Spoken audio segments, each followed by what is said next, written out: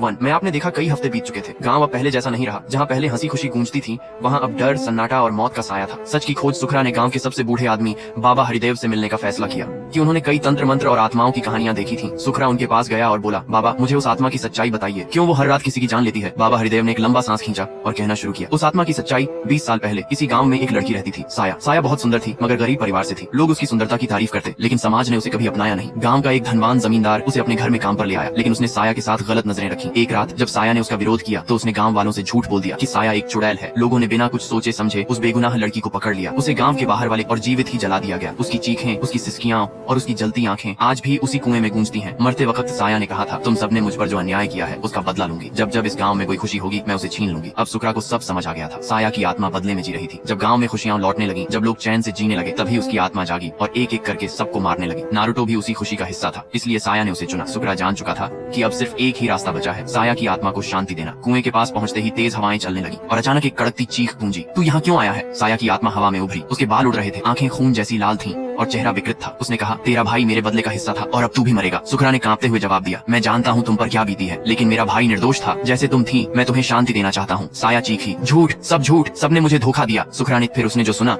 वो पूरे गांव ने सुना। साया की चीख जो अब दर्द नहीं राहत से भरी थी। वो चीखती रही, मगर अब उसकी आंखों में गुस्सा नहीं, सिर्फ आंसू थे। धीरे धीरे उसका चेहरा नरम होने लगा, उसका शरीर धुआं बनता गया और हवा में विलीन हो गया। साया अब मुक्त हो चुकी थी। अगली सुबह सूरज निकला तो पहली बार गांव में पक्षियों की आवाज सुनाई दी। लोग अपने घरों से बाहर आए, सब कुछ सामान्य था, किसी की मौत नहीं हुई थी। कहानी का अंत साया अब नहीं थी, उसका बदला पूरा हो गया था।